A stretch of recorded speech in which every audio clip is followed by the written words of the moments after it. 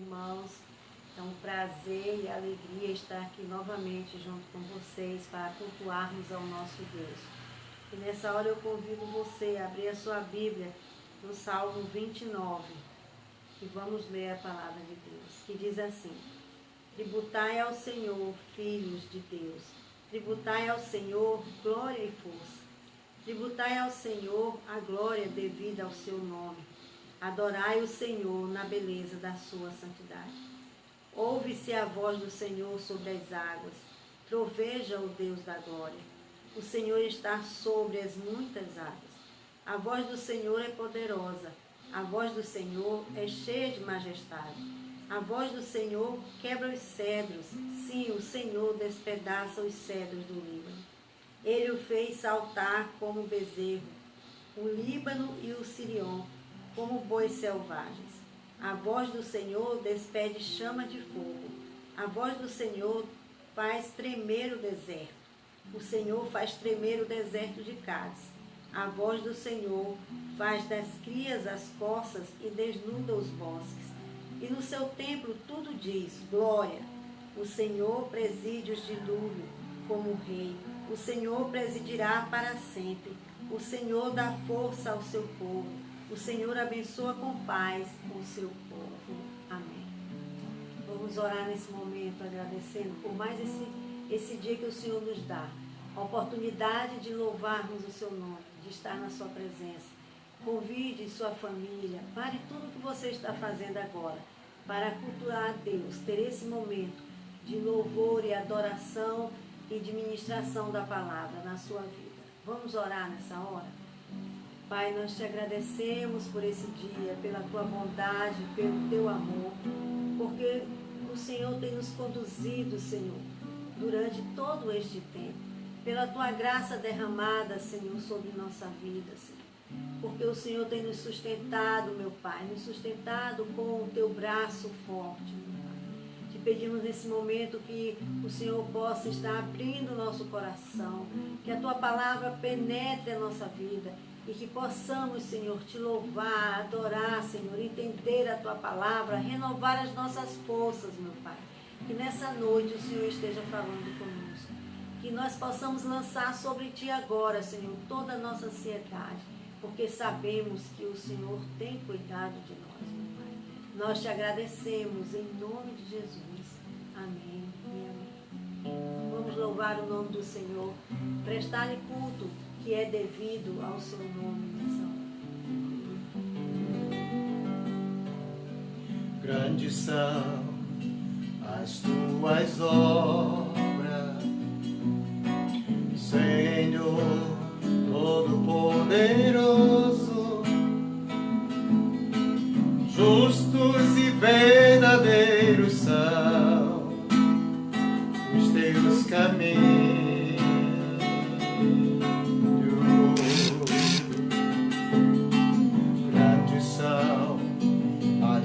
As obras, Senhor Todo-Poderoso, justos e verdadeiros são os teus caminhos.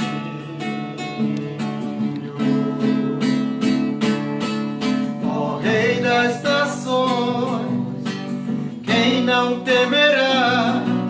Quem não glorificará teu nome, ó Rei das nações?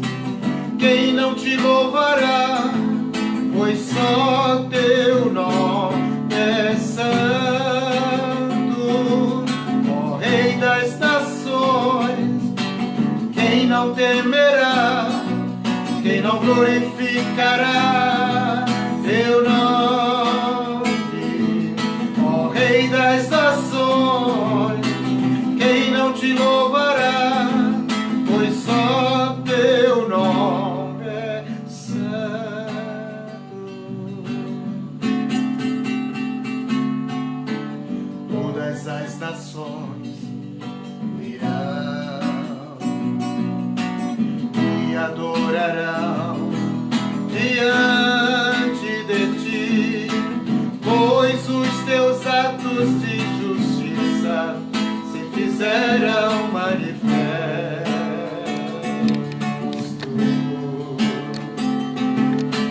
Todas as nações me conhecerão e adorarão diante de ti, pois os teus atos de justiça se fizeram manifestos.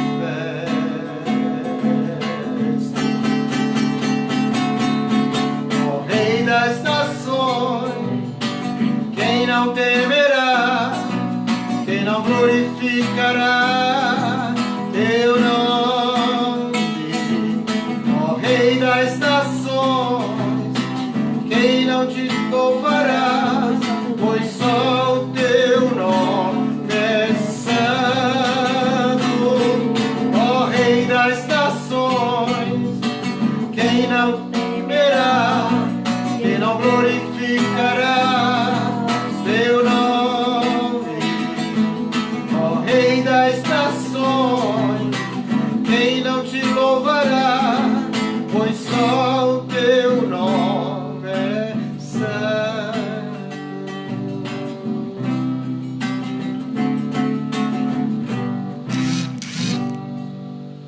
Graças a Deus, louvado seja o nome do Senhor. Quero cumprimentar a todos com a graça e a paz de nosso Senhor Jesus Cristo. Quero louvar a Deus por essa oportunidade de estarmos mais uma vez aqui, celebrando culto ao nosso Deus, louvando e exaltando o seu santo nome. E essa música que acabamos de cantar tem como título Rei das Nações. É verdade que quando Jesus veio, os judeus, sem compreender, queriam que ele fosse declarado rei. Houve um momento em que até parecia que eles iam fazer isso, mas ele não foi declarado rei, ele não aceitou essa declaração, porque na verdade Jesus estava vindo como o servo sofredor. E o reino que ele estava por implantar era um reino dentro do coração humano, a conversão, a entronização do Espírito de Deus no coração das pessoas que haveriam de crer nele. Mas acreditamos que ele é o Rei das nações. E a Bíblia diz que ele reinará com vara de ferro essas nações. De forma que a música fala do Rei das nações. Quem não temerá? Ele virá gloriosamente. Daqui a algum tempo nós teremos a grande notícia do seu retorno nessa terra. Essa é a maior esperança cristã. É o que esperamos com toda a fé do nosso coração. A vinda do Rei Jesus. O refrão diz: ó Rei das nações, quem não temerá, quem não glorificará teu nome? Ó Rei das nações, quem não te louvará, pois só o teu nome é santo.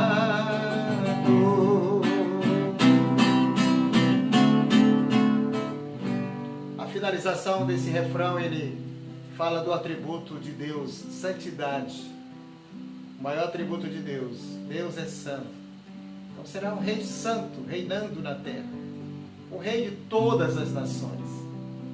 Esse momento acontecerá e nós louvamos a Deus, porque em breves dias chegará. Mas nós iremos cantar ainda uma outra canção, e essas músicas, elas são mensagens para o nosso coração. Essa que acabamos de cantar fala sobre o Rei das Nações. Jesus é o Rei das Nações.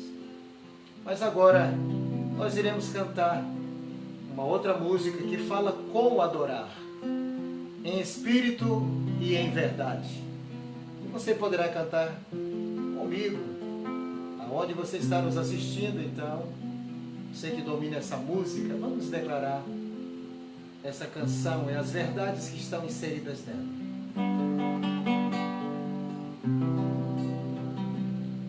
Em espírito e em verdade te adoramos, te adoramos. adoramos em espírito e em verdade. Te adoramos, te adoramos, Rei dos Reis e Senhor. Te entregamos nosso viver, Rei dos Reis e Senhor. Te entregamos nosso viver para te adorar, Rei dos Reis.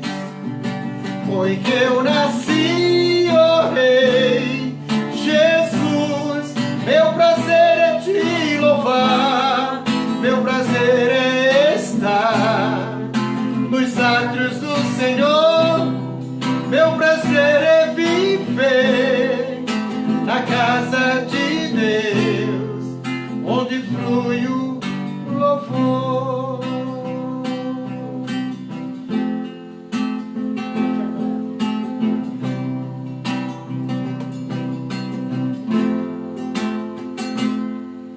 Em espírito, em verdade, te adoramos, te adoramos. Em espírito, em verdade, te adoramos, te adoramos.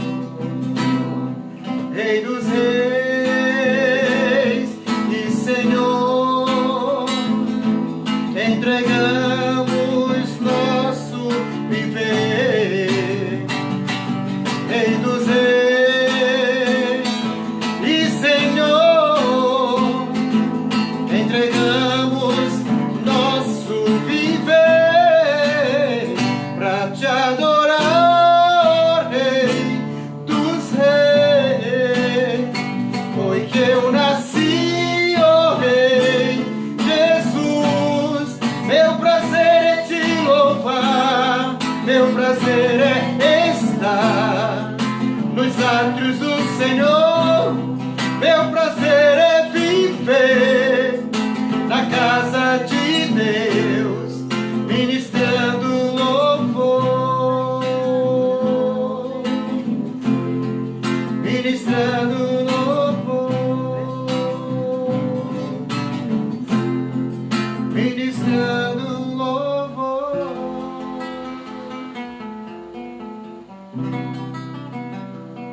Muitas verdades são afirmadas nessa canção. O refrão diz: para te adorar, ó Rei dos Reis, foi que eu nasci, ó Rei Jesus. Essa afirmativa do cântico está baseado lá no livro de Efésios. Paulo escrevendo aos Efésios, capítulo 1, ele diz que nós fomos feitos para o louvor da sua glória. Verdadeiramente somos feitos para adorar a Deus. A outra verdade que nós temos aqui é a respeito do nosso deleite, do nosso prazer. Pois o refrão diz também: meu prazer é te louvar. Meu prazer é estar nos átrios do Senhor. Meu prazer é viver na casa de Deus, ministrando o louvor. Nós não estamos ultimamente frequentando os templos, não nos reunimos como igreja, mas esse é um desejo que nós temos, o desejo de louvar a Deus nos átrios do Senhor, na sua casa. Por enquanto estamos fazendo isso em nossa casa, em nosso lar, na ambiência do nosso lar, mas vai chegar um momento que nós retornaremos aos templos e vamos adorar a Deus na casa de Deus, para adorar o Rei dos Reis. Nós iremos cantar mais uma canção e ela tem como título Buscai Primeiro, baseado naquele verso que diz: buscai primeiro o reino de Deus e a sua justiça, e as demais coisas vos serão acrescentadas. Buscai primeiro o reino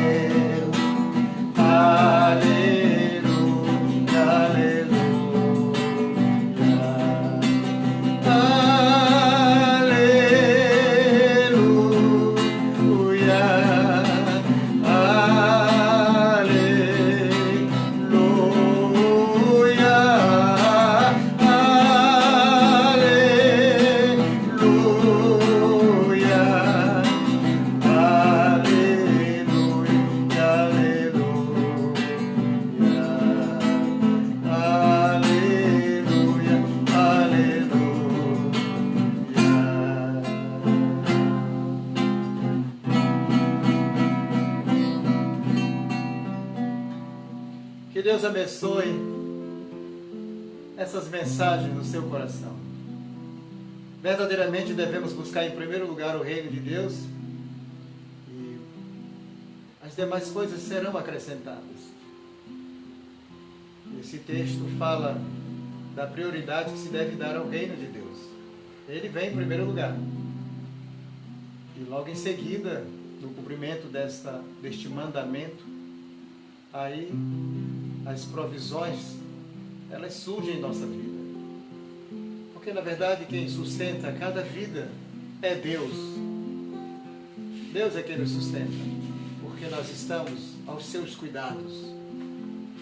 E nós queremos agora pedir a Lucineide que faça uma oração. Ela vai orar, oração de gratidão a Deus. E também vai orar pedindo a Deus que nos abençoe. Abençoe o nosso Brasil, abençoe as pessoas que estão enfermas para que sejam curadas. Enfim, uma oração de gratidão e uma oração suplicando a misericórdia de Deus para a nossa nação. Amém. Vamos orar nesse momento. Que você esteja colocando no coração agora os pedidos de oração. Não só por você, mas pelo seu irmão também. Por alguém, pelo seu vizinho, alguém que você conheça que esteja passando por algum momento difícil. Todos nós estamos passando num momento difícil. Estamos reclusos em casa, sem olharmos os nossos parentes, amigos, sem estarmos em comunhão. Mas o nosso coração tem que estar próximo. O nosso coração está perto uns dos outros. Vamos orar nessa hora. Pai, nós te louvamos, meu Pai, porque estamos aqui na tua presença, meu Senhor. Temos esse recurso de estarmos, Senhor, na internet, usando a tecnologia, Senhor, para que possa nos aproximar nesses dias, meu Pai. Te louvamos, meu Pai, pela bondade do Senhor, porque a tua palavra diz que ela nos segue todos os dias de nossas vidas. Todos os dias de nossa vida, o Eterno tem nos abençoado, meu Pai. Que o Senhor tem nos sustentado, nos levantado, Senhor, estendendo as suas mãos para nós. Nós te louvamos, meu Pai, porque o Senhor não tem nos deixado faltar nada. O Senhor tem sido o nosso escudo, nossa fortaleza, meu Pai. O socorro bem presente na hora da angústia. Te pedimos nesse momento, meu Pai, por aqueles que estão enfermos. Às vezes é a alma que está enferma, não é o corpo. Mas que o Senhor possa, nesse momento, Senhor, curar com a tua palavra. Que a tua palavra diz que ela sara até os nossos ossos, meu Pai. Ela é poderosa para curar, para limpar, para restaurar e trazer a vida novamente. Então, que a tua palavra possa, nesse momento, fazer esta cura na nossa vida, Senhor. Que o Senhor possa adentrar os nossos corações, Senhor. O Senhor que sonda, que sabe tudo da nossa vida. Conhece o nosso sentar, o nosso levantar. Ó Deus, o Senhor sabe quando nós estamos angustiados, Senhor. E o Senhor conhece toda a nossa história, meu Pai. Então, Senhor, que o Senhor, nesse momento, o Teu Espírito esteja nos consolando, nos confortando, nos ajudando, Senhor, estendendo as Suas mãos sobre nossa vida. Que o Senhor, nesse momento, tire todo medo, pavor, insegurança, porque a Tua palavra diz que 1000 podem cair ao nosso lado, 10.000 à nossa direita, mas nós não seremos atingidos, meu Pai. Ó Deus, o Salmo 27 fala de que nós vamos ter medo, Senhor, se o Senhor é a nossa fortaleza, a nossa salvação, o nosso refúgio, o nosso esconderijo, meu Pai. O Deus forte é aquele que caminha conosco. Ó Deus, que nós possamos sentir, Senhor, a Tua presença, o Teu caminhar em nossa vida, a Tua provisão, meu Pai, porque o Senhor é quem sustenta todas as coisas. Ó Deus, o Senhor tem em Tuas mãos todas as coisas. E todas as coisas foram feitas por Ti, para Ti, através de Ti, meu Pai. E o Senhor é o sustentador de tudo, inclusive de nossa vida. Te pedimos por aqueles que estão sofrendo, meu Pai, a dor da perda, que o Senhor esteja nesse momento consolando, confortando, Senhor. Que o Senhor possa estender as Suas mãos, meu Pai, e confortar, Senhor, a cada um, porque a Tua palavra diz que o Senhor é o Deus de todo o consolo, de todo o conforto é o Senhor. Não é de algum, Senhor, é de todo. O Senhor sabe como, Senhor, nos confortar e tratar conosco. Que o Senhor possa curar também, Senhor. Que o Senhor possa nos dar, Senhor, alívio, meu Pai, para as nossas lutas e angústias. Que o Senhor, nesse momento, esteja trabalhando no meio do teu povo, no meio desta nação. Que o Senhor possa levantar homens com inteligência e sabedoria, Senhor, dadas por Ti, para que encontrem, Senhor, uma vacina, para que tenham palavras, Senhor, animadoras, Senhor, porque eu sei que o Senhor pode fazer isso. Nós contamos com a Tua ajuda. Nós não estamos atrás de mais um refúgio, quando nós temos o refúgio, o maior refúgio, que é o Senhor. O Senhor é o nosso escudo, a nossa segurança, aquele que nos sustenta e que nos ampara todos os dias. Te pedimos que Tu abençoe nossos irmãos, dê da Tua graça, estenda as Tuas mãos, Senhor, a Tua graça que é melhor do que a vida, meu Pai, e esteja fortalecendo o nosso coração. Em nome de Jesus. Amém. Amém. Glória a Deus. Nós iremos cantar a última música.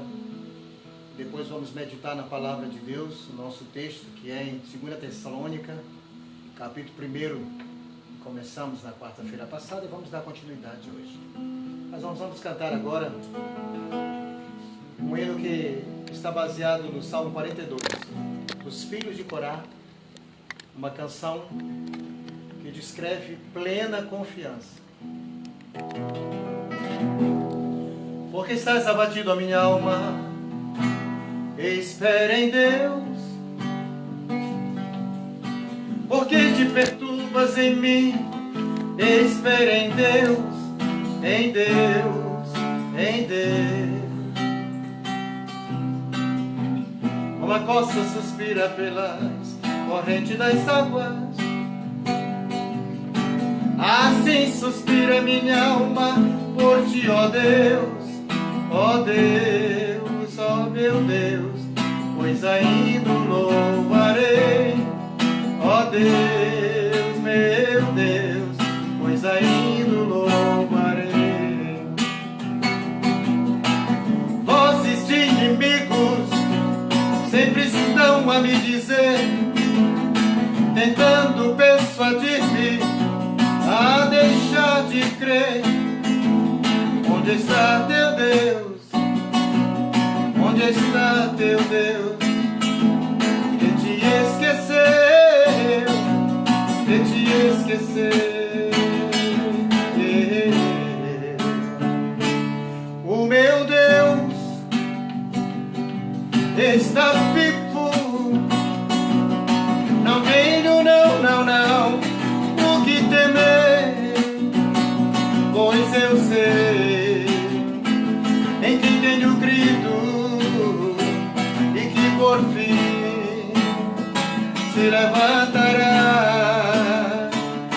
O meu Deus está vivo. Não tenho, não o que temer, pois eu sei em quem tenho crido e que por fim me ajudará, e que por fim me ajudará. Vozes de inimigos sempre estão a me dizer, tentando persuadir-me a deixar de crer. Onde está Teu Deus? Onde está Teu Deus? Que te esqueceu, que te esqueceu. O meu Deus está vivo. Não tenho, não o que temer, pois eu sei em quem tenho crido e que por fim se levantará. O meu Deus está vivo.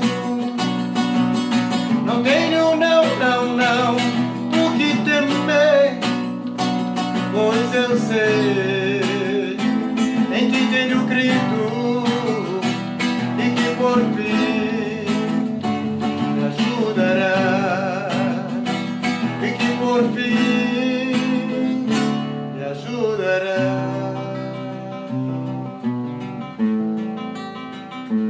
Me ajudará. Isso é para quem crê, e nós cremos que Deus nos ajudará, que a sua mão nos acompanhará e que sairemos vitoriosos em todas as batalhas. Deus nos ajudará. Que Deus abençoe todas essas mensagens cantadas no seu coração.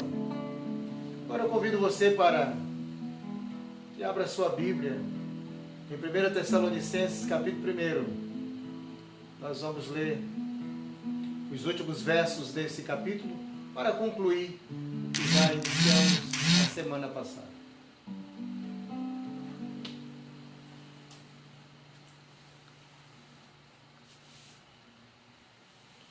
Estarei usando a nova versão transformadora, e nós iremos ler a partir do versículo 11, que diz assim: o apóstolo Paulo, escrevendo aos Tessalonicenses, segunda carta de Paulo, segunda epístola de Paulo aos Tessalonicenses, capítulo 1, versículo 11 ao versículo de número 12. Assim escreveu o apóstolo Paulo: assim, continuamos a orar por vocês, pedindo ao nosso Deus que os capacite a ter uma vida digna de seu chamado e lhes dê poder para realizar as coisas boas que a fé os motiva a fazer. Então, o nome de nosso Senhor Jesus Cristo será honrado em vocês, e vocês serão honrados com ele. Tudo isso é possível pela graça de nosso Deus e Senhor Jesus Cristo. Amém. Vamos orar, pedindo a Deus que nos conceda graça, discernimento, entendimento em sua palavra. Pai bendito, nós te damos graça, Senhor amado, pela Bíblia Sagrada. Te louvamos, ó Deus, pelo texto que estamos com ele para meditar. Te louvamos, ó Deus, por tudo que foi escrito, meu Pai, inspirado pelo Teu Espírito, para nossa instrução, para nossa advertência, para nosso crescimento espiritual.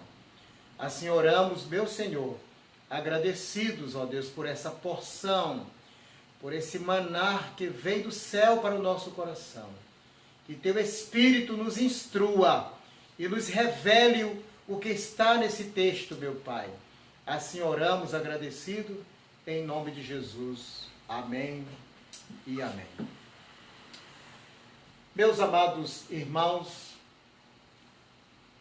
na quarta-feira nós introduzimos esse estudo na Palavra de Deus, fazendo inicialmente uma abordagem sobre as ações de graças do apóstolo Paulo, relativas ao bom procedimento dos irmãos que estavam em Tessalônica. Essa segunda carta de Paulo, ela aborda 3 assuntos, como eu disse na ministração passada. Paulo fala sobre as perseguições que esses irmãos estavam sofrendo. Então, o primeiro assunto é sobre as perseguições, as adversidades. E também trata sobre o assunto de um fake news que estava correndo lá na congregação, nos bastidores da igreja. Era falsos profetas, falsos mestres instruindo e afirmando que o dia do Senhor já havia acontecido, que eles já estavam vivenciando esse dia do Senhor. E um terceiro assunto abordado nesta carta, como disse também, o apóstolo Paulo trata sobre a ociosidade de alguns irmãos que não queriam trabalhar.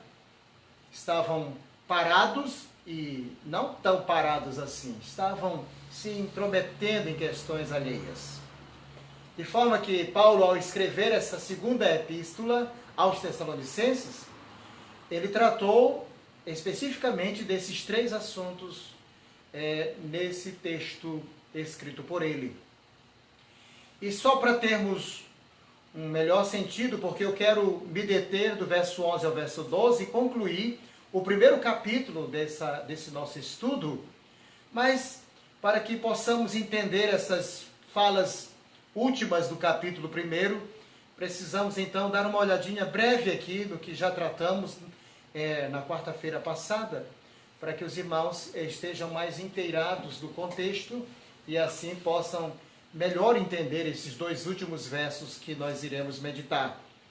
Paulo ele diz: irmãos, não podemos deixar de dar graças a Deus por vocês, por sua fé, pois sua fé tem se desenvolvido cada vez mais e seu amor uns para os outros tem crescido. Por isso nos orgulhamos de falar às outras igrejas, ou às igrejas, de Deus sobre sua perseverança e fidelidade em todas as perseguições e aflições que vocês têm sofrido. Então, o apóstolo Paulo, ele apresenta ações de graças dentro dessa realidade vivenciada pelos irmãos ali em Tessalônica, que enfrentando tamanhas adversidades, enfrentando tamanha oposição, tribulação, eles não tiveram medo. E a palavra que descreve a ousadia deles é fé. E fé, além de crer, fé é não ter medo. Fé é confiar em Deus. E esses irmãos, eles estavam iniciando a sua jornada, a sua caminhada de fé, pois era uma igreja nova, mas era uma igreja que estava permeada pela presença de Deus. Na verdade, o grande diferencial aqui, no aspecto vitorioso da igreja de Tessalônica, é justamente esse, a presença de Deus, a ação ativa e poderosa do Espírito de Deus. Era justamente isso que fazia com que essa igreja se tornasse a igreja triunfante, uma igreja que não recuava em meio à tribulação e à perseguição e todas as adversidades que eles estavam sofrendo. A palavra fé é mencionada aqui, e não uma fé tímida, uma fé coagida, mas uma fé poderosa, uma fé que enfrenta o desafio. E eles estavam crescendo em fé. O apóstolo Paulo, ele faz menção disso, dizendo que os irmãos estavam crescendo em fé. E o que se espera numa perseguição é que haja uma diminuição de fé, uma perda de coragem, um recuar ao invés de avançar. Mas esses irmãos, eles não se comportaram assim. A fé era uma fé muito bem alicerçada. O apóstolo Paulo, embora não tenha tido muito tempo para instruí-los adequadamente, eis a razão porque escreve as 2 cartas para complementar o ensino para esses irmãos. Nós vemos que o aprendizado foi, vamos dizer assim, houve uma cooperação da parte de Deus, para que esses irmãos pudessem, então, ter um comportamento como esse que Paulo menciona aqui na sua 2ª carta, como também na 1ª carta. Esses irmãos estavam sendo ajudados por Deus. Embora não tivessem lideranças bem preparadas, e como Paulo e Silvano e Timóteo, assim, tão presente com eles, mas eles haviam sido instruídos por Paulo e Silvano e posteriormente por Timóteo, trazendo as cartas. E aí então, aqui há o atestado de uma fé exuberante, de uma fé atuante, tão necessária em nossos dias também. Aqui já faço uma aplicação, porque estamos enfrentando os dias difíceis. E o que se espera em dias de adversidade, em dias difíceis como o nosso, é que tenhamos uma fé semelhante à fé dos Tessalonicenses. Uma fé capaz de enfrentar o desafio, de ir à frente, de enfrentar os inimigos, os obstáculos, as dificuldades. De não temer, de não ter medo, mas encorajados pelo Espírito de Deus, partir para o propósito, continuar a missão, não desistir, não desvanecer, não retroceder, mas animados pelo Espírito, cumprir o propósito de Deus. E o propósito de Deus aqui é a pregação das boas novas, é o anunciar das boas novas, é o anunciar do nome de Jesus Cristo. Isso é inegociável em qualquer tempo, em qualquer hora e em qualquer circunstância. Essa é uma prioridade do reino, a pregação do Evangelho, anunciar que Cristo veio ao mundo para salvar os pecadores, para anunciar aos pecadores que Jesus Cristo chama ao arrependimento e que uma porta de salvação está aberta e que Deus está salvando em Cristo. Isso é inegociável. E a igreja de Tessalônica estava anunciando as boas novas em meio à perseguição. Em toda a Acaia, em toda a Tessalônica, os irmãos haviam saído e estavam comunicando essas boas novas.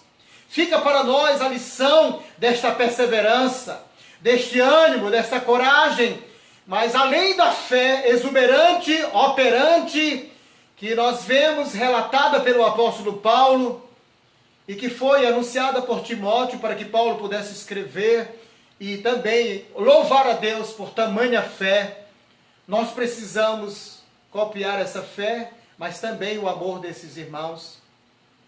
E aqui eu já vou encerrando o assunto da quarta-feira passada, para fazer uma ligação com o meu texto e não me deter novamente naquilo que eu já havia pregado para os irmãos. Mas nós temos duas coisas crescendo dentro dessa igreja, debaixo de uma perseguição muito acirrada, que é justamente a fé e também o amor. Paulo pontua isso. Eles crescem em fé, amor e esperança. São as três palavras desses primeiros versos. Do versículo 3 até o versículo de número 10, nós temos a abordagem de fé, amor e esperança crescente. E é justamente isso que Paulo fala do amor deles de uns para com os outros. Ou seja, não houve uma desorbitação, não houve uma perda de foco, não houve uma perda da orientação, da instrução, do conhecimento. Muito pelo contrário. Eles estavam avançando na propagação do Evangelho e estavam crescendo em amor entre eles. Ou seja, o amor, ele não pode ficar estático. Ele não pode parar de crescer. Mas essa igreja, ela crescia em fé e crescia em amor.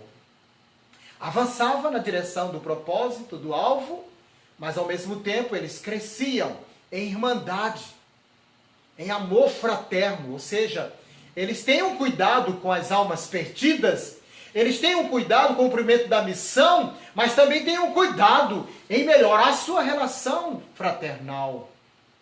E essas duas coisas são fundamentais no desenvolvimento de uma igreja, quer seja em perseguição ou não.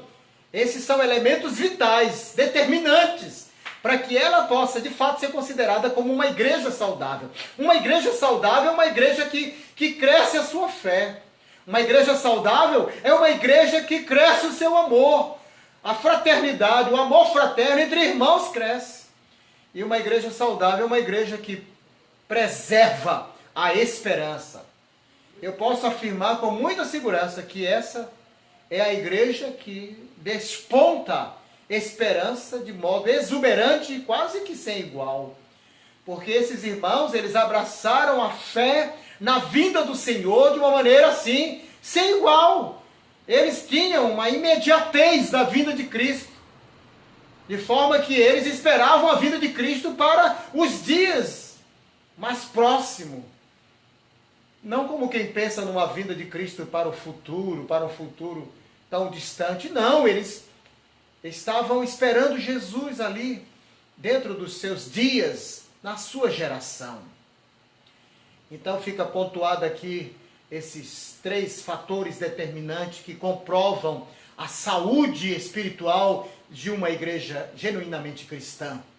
A fé, o amor e a esperança. São as três marcas.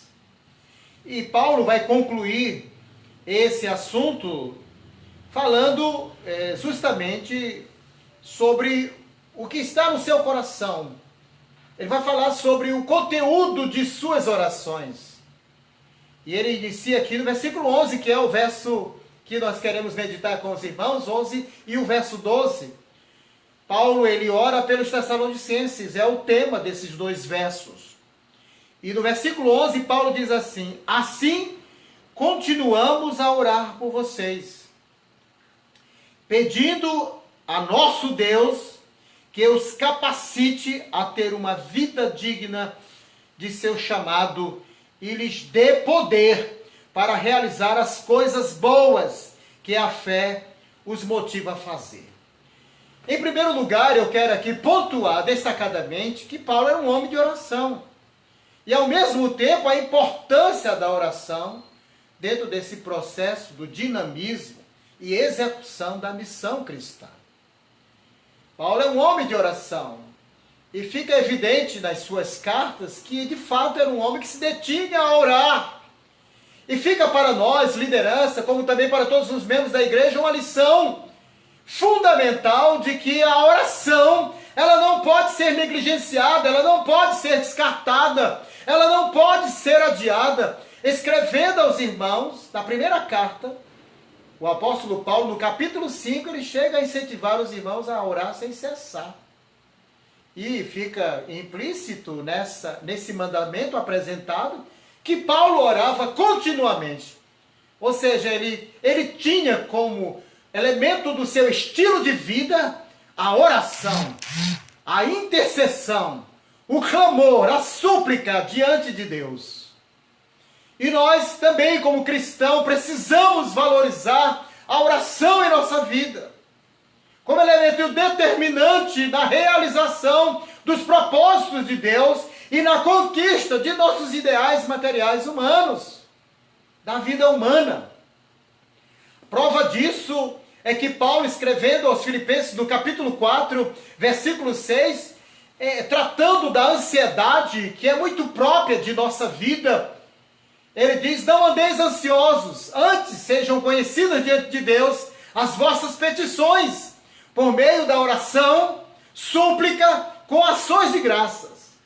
Percebam que o apóstolo Paulo está apresentando a vacina contra a ansiedade, dizendo aos irmãos que apresentem especificamente todos os seus pedidos, por meio da oração, por meio da súplica, também acompanhada de ações de graças. Então vejam que Paulo, ele é um grande incentivador à prática da oração, mas ele é um homem que ora. Eu não consigo ver o apóstolo Paulo senão de joelho o tempo todo, como também não consigo ver o apóstolo Paulo parado o tempo todo. Porque ao mesmo tempo que é um homem que ora, é um homem que anda, é um homem que opera, é um homem que realiza, é um homem que trabalha. A vida de Paulo é uma inspiração constante para a minha vida, como para a sua vida também. Dentro do aspecto da vida devocional, da sua vida com Deus, mediante a oração, a consagração. Mas também um homem focado, um homem com um alvo determinado, e ele parte para esse alvo. E ele comprova isso na finalização de seu ministério, quando escreveu a sua última carta, a segunda carta de Paulo a Timóteo, quando ele disse: combati o bom combate, acabei a carreira e guardei a fé.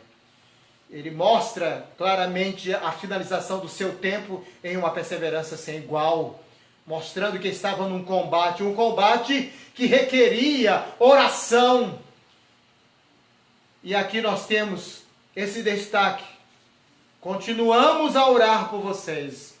Isso implica dizer que Paulo gastava tempo buscando a Deus, dependendo de Deus na oração, confiante de que a obra não era de Paulo, não era de Silvano, não era de Timóteo. Eles eram, na verdade, cooperadores dessa obra. Essa consciência de fundamental importância termos, porque não somos nós que realizamos a obra, é Deus que realiza a sua obra por intermédio de nós. A prova disso está na carta de Paulo aos Filipenses, no capítulo 1, versículo de número 6, e no capítulo 2, versículo 13. No capítulo 1, versículo de número 6, Paulo diz assim: estou plenamente certo de que aquele que começou boa obra em vós, há de completá-la até o dia de Cristo Jesus. No capítulo 2, versículo 13, ele diz assim: porque Deus é quem opera em vós, tanto o querer como o realizar. Paulo tinha isso em mente. Eu também tenho isso em mente, de que a obra é de Deus, e só Deus pode realizar a sua obra. Nós dependemos de Deus para realizar a obra. Porque Jesus disse, isso está escrito no Evangelho de João, no capítulo 15, no versículo de número 5, parte C. Lá está escrito Jesus dizendo, sem mim nada podeis fazer.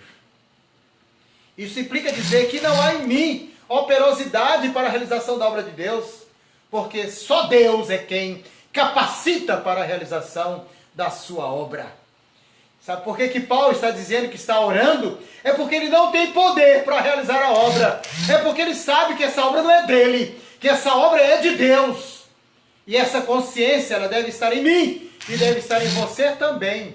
Porque você não tem poder para fazer a obra de Deus, a não ser que você seja capacitado por Deus.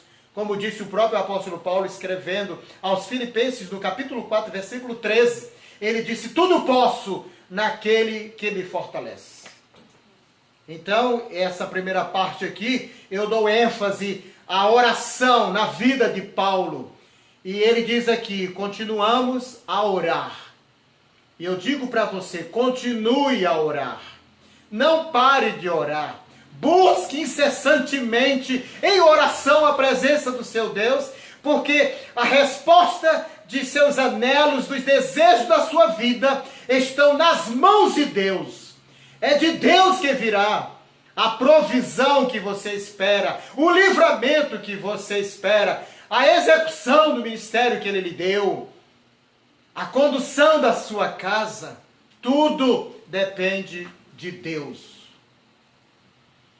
Dando continuidade, Paulo diz pelo que está orando.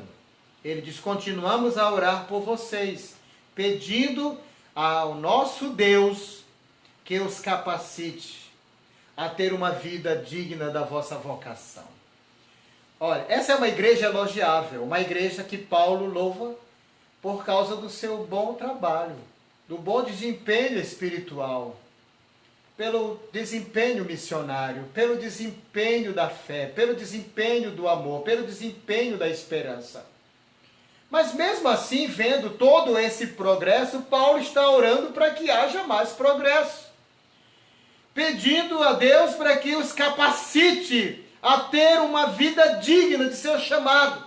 Ou seja, Paulo sabe que esses irmãos já possuem uma vida digna, digna de aplauso, digna de louvor da parte dele e de seus companheiros, mas Paulo não se contenta com essa medida, e aqui eu quero dizer para os amados irmãos e para os líderes que nos ouvem nessa nossa pregação, que nós não podemos de maneira nenhuma nos contentar com aquilo que já alcançamos, porque nós precisamos continuar, e cada vez mais avançando e melhorando.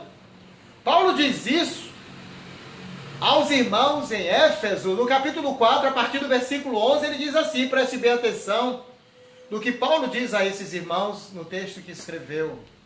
Ele diz assim que Deus, primeiramente, escolheu os apóstolos e também os profetas, e os evangelistas, os pastores e mestres, tendo em vista o aperfeiçoamento dos santos para o desempenho do ministério, para a edificação do corpo de Cristo, para que todos cheguem à unidade da fé, do pleno conhecimento do Filho de Deus, à perfeita varonilidade, à medida da estatura, da plenitude de Cristo, para que não sejamos mais meninos inconstantes, levados por todo vento de doutrina. Então vejam que neste texto que Paulo escreve aos Efésios, ele está informando que o ministério que foi constituído tinha a finalidade de aperfeiçoar os irmãos, para que eles desenvolvessem o ministério e assim completassem a edificação do corpo de Cristo. Então, há uma continuidade, há um progresso previsto na epístola de Paulo aos Efésios. E mais uma vez eu vejo aqui o apóstolo Paulo não se contentando ao progresso adquirido, não se contentando aos irmãos terem chegado naquele nível espiritual, mas agora ele está orando para que os irmãos avancem. E ele disse, pedindo ao nosso Deus que os capacite. A ideia é que Deus capacitando a igreja a ter uma vida digna, digna da vocação, digna do chamado, né? E além disso, eu compreendo que essa capacitação, né, para para ter uma vida digna, se refira aos aspectos de uma vida santa, de uma verdadeira vida piedosa, que deveria ser mantida inegociavelmente o tempo todo em grande progresso. A vida piedosa, a vida santificada, a vida devotada para Deus.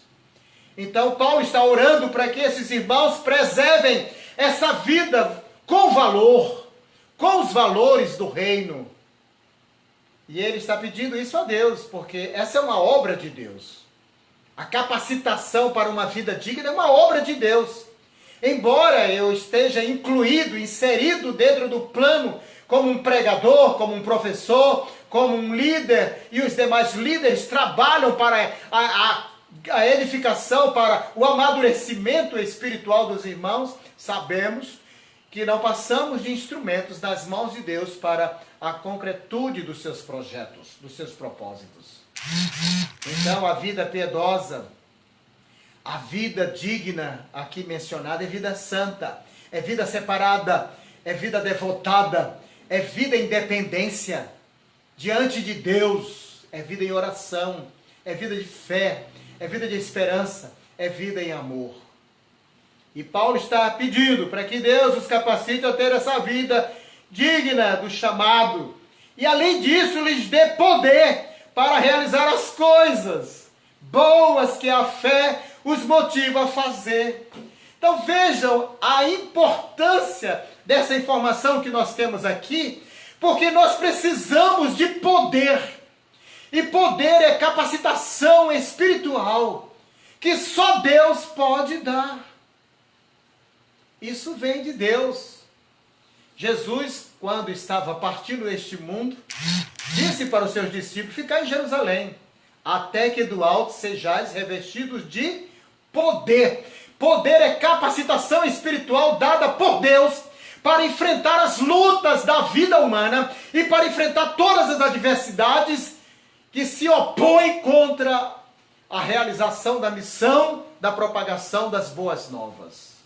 Esse poder não está em mim, esse poder está no Espírito Santo de Deus que habita em mim.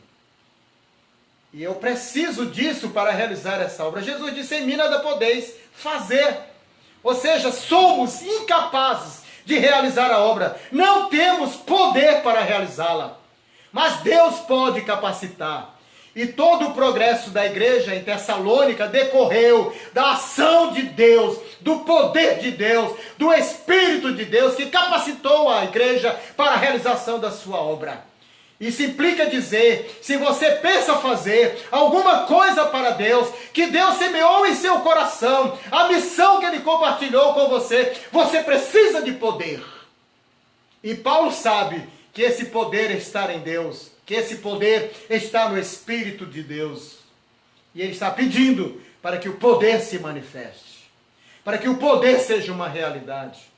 Porque sem esse poder, sem essa capacitação espiritual proveniente do Espírito Santo, nós não realizaremos a obra, nós não teremos força, nós não caminharemos, nós não avançaremos, nós não chegaremos a lugar nenhum, por não termos essa força. Por isso o apóstolo Paulo diz: não vos embriagueis com vinho, mas enchei-vos do Espírito. Fica subtendido aí também: enchei-vos do poder. Poder espiritual para a realização da obra. Para que em tudo Deus seja glorificado. Para que ninguém diga: foi porque eu pude fazer, porque tinha em mim capacidade. Não, absolutamente. Nem os planos que surgirem em sua mente para a realização na obra de Deus procede de você. É o Espírito de Deus quem dá a direção, mostra a realização. Então tudo convergirá para a glória de Deus. E precisamos compreender que as nossas obras realizadas e as que estão para serem realizadas, elas só poderão serem feitas pelo poder de Deus, para que Deus seja glorificado em tudo e na nossa realização também. Então Paulo está querendo que essa igreja se torne ainda melhor, mais forte, mais atuante, e que ela se ocupe justamente nessa direção e que Deus a capacite para ter uma vida digna e que Deus lhe dê poder para realizar as coisas boas que a fé os motiva a fazer. Que coisas boas são essas que a fé nos motiva a fazer? É o exercício do amor, é o exercício da alegria, é o exercício proveniente da paz, é a bondade, é a paciência, é a benignidade, é a fidelidade, é a mansidão, é o domínio próprio, é o fruto do Espírito. Jesus, quando enviou seus discípulos, e esse envio, ou parte da grande comissão, mencionada lá no Evangelho de João, no capítulo de número 15, versículo de número 16, lá está escrito Jesus dizendo assim: não fostes vós que me escolhestes a mim, mas eu vos escolhi a vós outro, e vos designei para que vades, deis fruto, e o vosso fruto permaneça. Eu acredito que é dentro dessa perspectiva que o apóstolo Paulo está pedindo para que os irmãos sejam capacitados para realizar essas obras. Essas são as obras espirituais, essas são as obras de Deus, essas são as obras da fé. O que inclui também a pregação do Evangelho. Destacadamente, Jesus disse: ide e pregai o Evangelho. Então lhes dê poder para realizar essas coisas boas da fé. E os motivar a fazer. O versículo 12, já para nós concluirmos a nossa reflexão e estudo, em 1 Tessalonicenses, capítulo 1, do versículo 11 ao versículo 12, vejam essa conclusão desse parágrafo, esses dois versos, onde Paulo diz assim: então, já como resultado de toda a vida que agrada a Deus e como resultado do poder de Deus para realizar as obras, da fé, mencionada aqui, as boas obras da fé. Então, Paulo diz: então, o nome do Senhor será honrado. O nome do Senhor Jesus será honrado em vocês. Isso implica dizer que só é possível o nome do Senhor ser honrado através da igreja, se a igreja entender e aplicar na sua vida essas orientações e anelos do coração de Paulo mencionados em sua oração. Uma vida digna e uma vida cheia de poder para realizar as coisas da fé. O resultado dessas duas coisas, vida digna e o poder para realizar as coisas da fé, resultará justamente no que Paulo está dizendo no versículo 12. Então, o nome do Senhor Jesus será honrado em vocês. E vocês serão honrados com Ele. E aqui está se referindo a quando Jesus voltar. A igreja, então, seria honrado com Ele, na sua gloriosa vinda. Paulo está aqui mencionando a vinda de Jesus. E finaliza dizendo: tudo isso é possível. Tudo isso é possível o quê? Jesus ser honrado. E a igreja ser honrada em Jesus. Mediante o cumprimento desta oração de Paulo, uma vida piedosa e uma vida operante e poderosa na fé. Paulo vai fechar essa ideia dizendo: tudo isso é possível pela graça de nosso Deus e Senhor Jesus Cristo. E aqui então vem a palavra graça para fechar graciosamente a nossa reflexão. Paulo fala da graça. E os irmãos bem sabem que a graça de Deus, o favor de Deus, a misericórdia de Deus, a bondade infinita de Deus, o amor de Deus, é quem move todas essas coisas. E ele está dizendo: tudo isso é possível por causa dessa graça. A graça de nosso Deus e a graça de nosso Senhor Jesus Cristo. Essas coisas são só possíveis mediante esta graça. E nós compreendemos verdadeiramente que é a graça de Deus que nos capacita, que é a graça de Deus que nos basta, que é a graça de Deus que realiza as obras de Deus em nossa vida. Então tudo é mediante a graça, mediante o amor, mediante a bondade, mediante o favor. E nós dependemos da graça de Deus. Eu quero concluir fazendo menção de um episódio vivenciado pelo apóstolo Paulo, que orou 3 vezes para que o mensageiro de Satanás não o atingisse. Pois ele recebeu uma revelação de que receberia então esse mensageiro que o esbofetearia. E ele ora para que isso não aconteça, tentando impedir que esse espinho na carne então se tornasse uma realidade na sua vida. Jesus aparece para o apóstolo Paulo e diz: Paulo, a minha graça te basta, porque o meu poder se aperfeiçoa na tua fraqueza. Então, a graça do Senhor é suficiente. É suficiente para a vida do apóstolo, para a realização dos seus ministérios e para suportar o infortúnio do espinho na carne que ele adquiriu logo depois de ter recebido aquela visão celestial e agora sentir uma dor permanente do seu corpo, para que não se ensoberbecesse, conforme ele mesmo fala posteriormente em outra carta. Meus amados irmãos, precisamos confiar na graça, precisamos receber a graça, precisamos viver na graça, dependendo de Deus para realizar o que Ele mandou fazermos.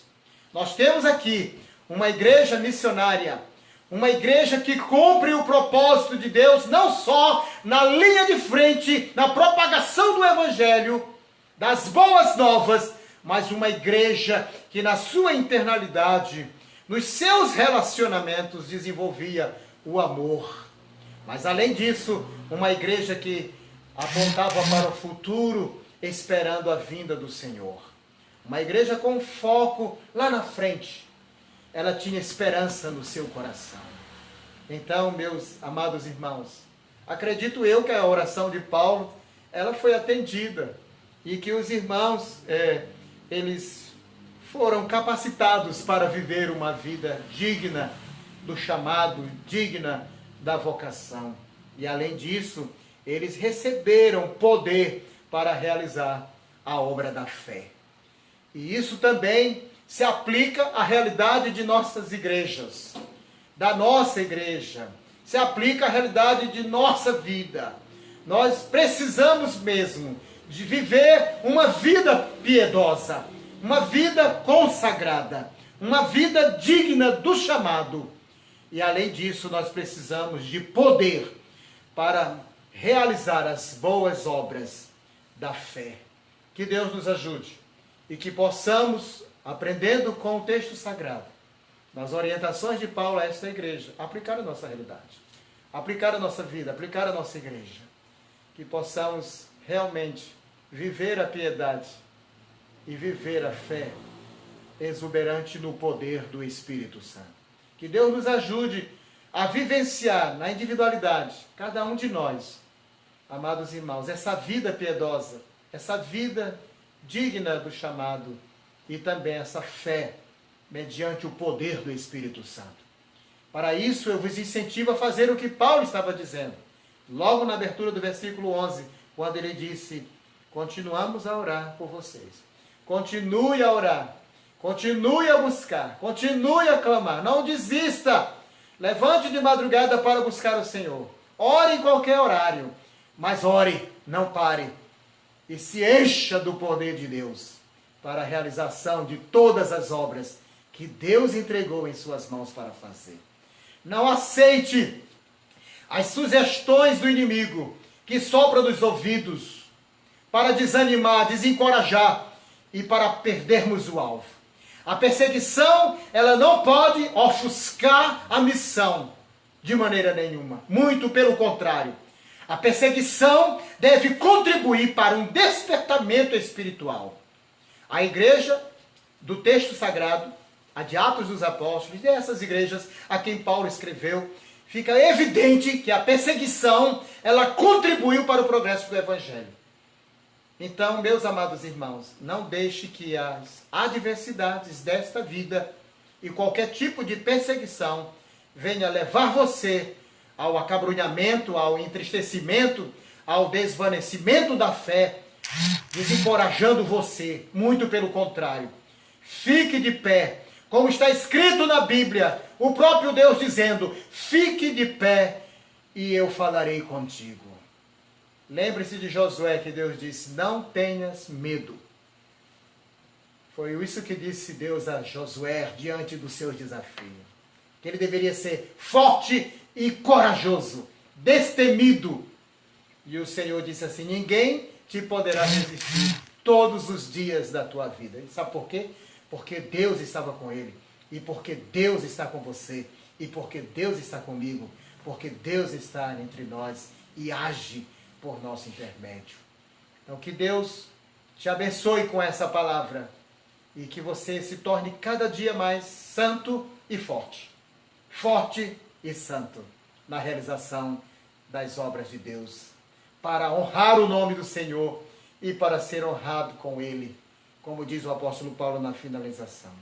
Que Deus abençoe os irmãos. Nosso agradecimento pela sua atenção. E até domingo às 17h30. A paz do Senhor Jesus. Amém.